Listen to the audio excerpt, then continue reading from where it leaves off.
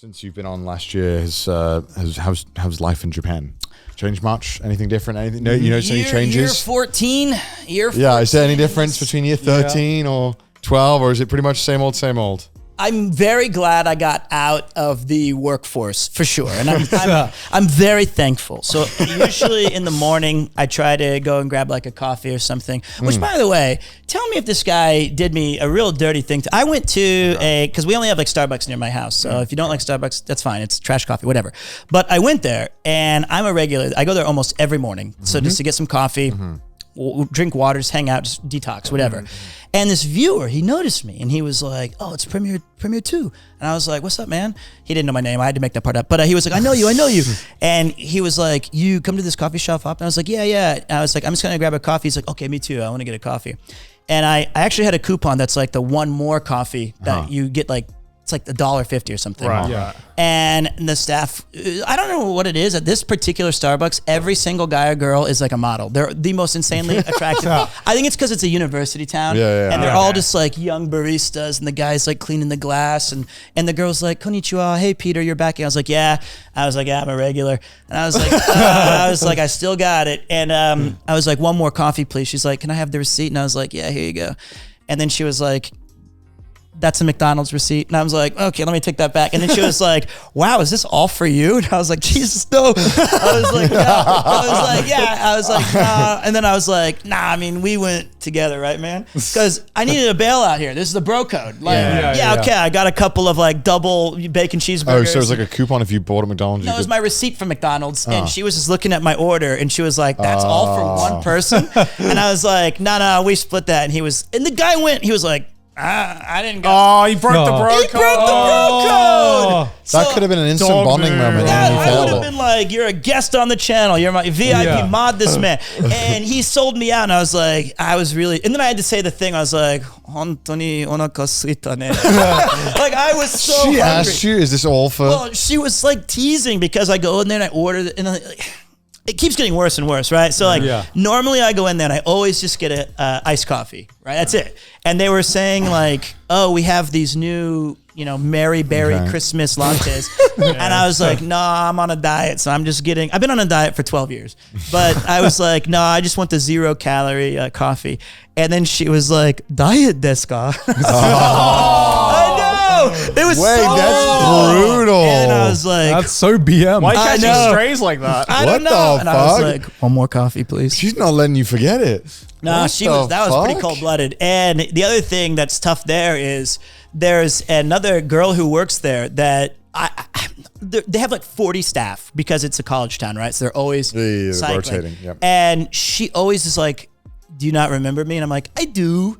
I don't. She's like, "You taught me my senior year the whole time." And I was like, I forgot. Yeah. But that was during COVID. You had the mask. She's like, "You use that excuse every time." I was like, "I know. Yeah, I'll have 3/4 pounders and 6 bags." But so it was, I got called out by the guy. I got totally sold out, but I forgot the original point. It was something about coffee I remember now. I got it. So I go for the point of that is I often go to these coffee shops, and Japan is so hard. And this is why it hasn't changed and what I'm thankful about. The bus is packed. People are on a rush to go to work. The commute is just horrific. And I'm very, very eternally thankful that I have an opportunity to do what I do, and because that shit is the most soul-crushing experience in Japan. Is surviving the work culture. Definitely. Yeah. So for me, I don't think that's changed, but I will be applying for Japanese citizenship this year. Hey. And nice. promptly probably be declined when they were like, "What's your in level?" And I'm like, 6. They're like, "It starts at 5." So I'm like, do I have to know kanji? And they'd be like, "Okay." So, but I'm looking forward to naturalizing as a citizen here. I think it's long enough. So. Yeah. Nice. I mean, 14 years. Yeah, that's permanent residency is what I have now, and if you don't know what that is, it means I don't have to have a work visa to do what I do. It's and it's lifetime. But I feel like I do want to get involved in local elections or where the communities are at, and just having a bit more agency. I had a taxi driver today. Sorry, I gotta pee, but you guys He loved politics, and he kept talking to me about it. And kept asking me, he's like, you know, I love history. He's like, I love Churchill. Yeah. Because I mentioned I was British. And I was like, oh, yeah. He's like, yeah, he's a really strong leader, isn't he? I was like, yeah, I guess so. He's like, you know, now they don't have strong leaders. And I was like, oh, okay. He's like, you know, Japan, full of weaklings. And I was like, oh, you're going to fix it? He's like, nah. I was like, are they nice guys? He's like, yeah, they're nice guys, but weak. And then maybe we can get Pete. Sort it all get out. elected. Yes. Yeah, I'm a real, I have a lot of strong policies. Strong policies. Like work now starts at 11 Well, there was a.m. that one politician in Japan who was like, your womb should be removed Yeah, that after would be 30. Yeah. Did you see that? Yeah, that was It was like an Onion article. It was wombs to be removed after And then 30. I think his argument was kind of around the idea of like we're not having enough babies. So, and I was like, so it'll we'll put pressure. remove wombs? So just Yeah. we don't have Uterus enough removal. babies. You So, apologize for the... What the fuck did I come back to? Yeah, this Japanese Uterus politician that was removal? like, you should remove the uterus after 30. It was Jesus a pretty Christ. hard line. Hey, it made headlines, so his party might have more votes. Maybe we should remove the penis at 30 if you didn't successfully. We should start with him. Yeah. women would not be allowed to go to universities from 18, and a law would not allow single women over 25 to ever get married. Oh my Jesus God. Christ! What the fuck? In a wrong with this speech in man? Nagoya, yeah, of course it's Yeah, of Nagoya. course, in all yeah, of course places it's it's Nagoya. fucking They got Nagoya. nothing else going on. They're like, let's make some fucking radical policies. This is not, sadly, this is not a terribly uncommon kind of, even in joking culture. Like when I first started teaching, the common joke would be, because you're working with a bunch of people who are in their mid 20s or so. They'd be like, oh, so-and-so is a Christmas cake. And you're like, what's that? And she'd be sitting like right next to me. They'd be like, well, after they're 25, on the 25th, they're useless. And I'm like, and I was like, that's absurd. Yeah, that's like it's a Japanese They would joke. just say that in front of them? In front of them. And I was like, you don't have to take that. And I was like, by the way, I'm a Christmas cake. He's like, no, men are okay. I was like, man, fuck this place. So like that kind of mentality is in Christ. direct connection with like the absurdity that some of the old fashioned. It's sad. It's sad that that's not the first time I've heard that. See, it's crazy. Yeah. I mean, it's It sounds like a fucking Alex Jones bit. it's They're like a Christmas cake. They're useless if you're 25. Well, it's like a I don't know. Sometimes Man. Asian culture, especially with Asian culture, I kind of realize this, but they're way too comfortable making jokes or like having sayings that are just like putting Fucked up. Yeah, just putting a person down. Yeah. well, like a lesser form of that is as soon as you turn 25, you're Yeah. considered arasa, which is around 30. Around 30. Yeah, arasa. So Wow, it's really kind rounding up to the they're- maximum it's crazy. potential. So it's kind of assuming that your best days are already done, Oh which my lord. or Yeah. arafo after 35 and so arafif and so on. Oh my god. But hey, my mom's 74, ready for more, so you can still have a great life in these Yeah, I ages. mean that's why so many people in Asia are so, especially women, are so conscious about their age because it's like there's a lot Why? of- It's like wine, though. They just get better. That's They just get better. You know what I mean? Like, I mean, we should elect MILF us. man spitting yeah. facts. yeah. I Local mean, MILF man. But it's true. It's local milk. Local MILF man gets elected. Yeah, local milk. Women can only be dated after 30. New policy. New policy. Put your wombs back in, ladies. Oh man, but it's I don't really notice a lot of the changes in Japan now that I'm a total degenerate playing video games all the time now. So Yeah. I kind of So realized people say people. you made it. I did I did a Q&A thing. People asked me questions about anything, and they just asked me questions like, how is it living in Japan? I'm like, I mean, it's like different. What I do is not a normal way to live here. And people ask me how do you move? How do you do all this stuff? It's like, I don't have like a normal way of doing this. I'm the worst person to ask. well, I think this is actually really interesting. A lot of people ask me that same question Yeah. on the channel or just in But general. like you have, I have some many years of experience and like a normal approach to it. And for me, I left America around 25, 26 years old. And so you're useless. I was already useless. yeah. I couldn't make it. You I left. was like, Past your blow sell out the by date. candles. Couldn't make it. I guess I'm Pack it in. Yeah, that's all we're gonna write for that one.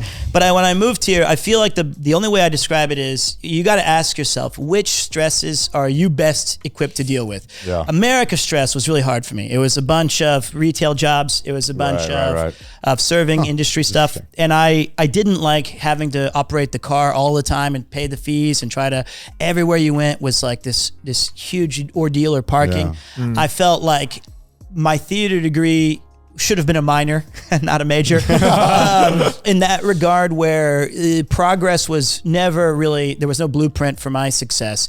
And so when I moved to Japan, I was able to deal with the stresses of living here much better, which are packed trains, which are a little bit longer work schedules, which are scheduling your spontaneity is a little bit less as America. There's no spontaneity. They'll be like, let's hang out. This is great. How about on the 23rd of February? And you're like, what? That's like in 3 months. But those are things that I was okay with. Yeah. But the number one thing of why I stayed and when I visited, I realized was, into this day, genuinely, I wake up every day and I still enjoy my environment, where I'm walking, what I'm seeing, what I'm eating, what I'm buying.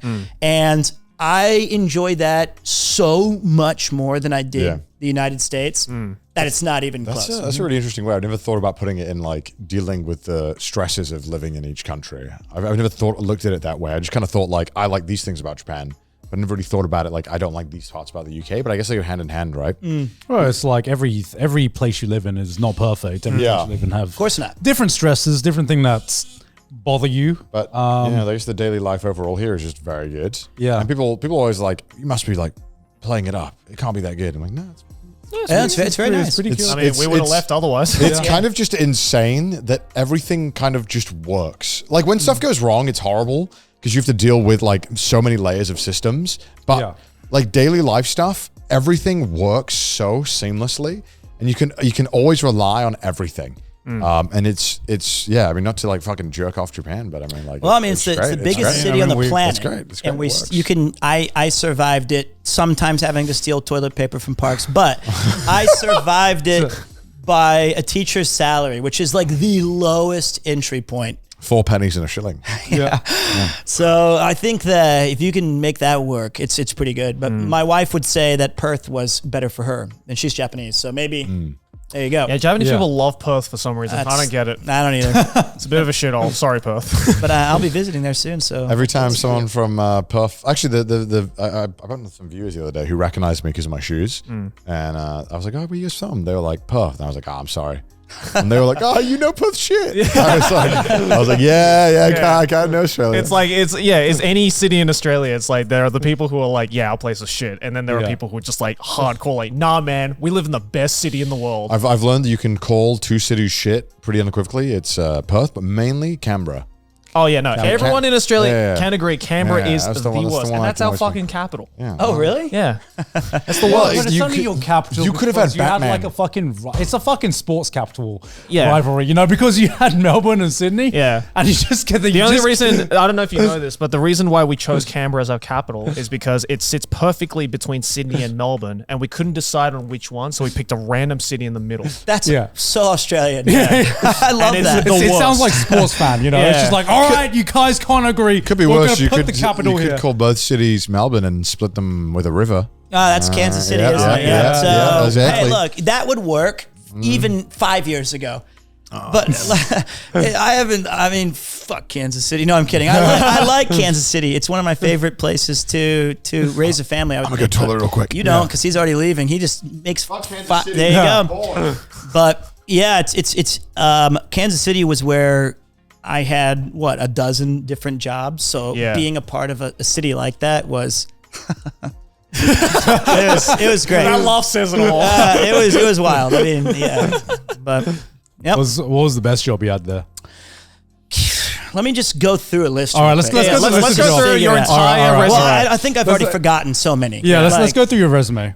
So I started at a flea market called Riki's Flea Market. I was 13 years old, and I was not paid in cash, but she did have a selection of gag gifts from like a Pee Wee Herman movie, like gum that would make your mouth turn like black or blue, stink bombs, things like that, right? Yeah. So How old were you? 13. That's 13, illegal. First job. Yeah, so that's that was called child labor. Yeah.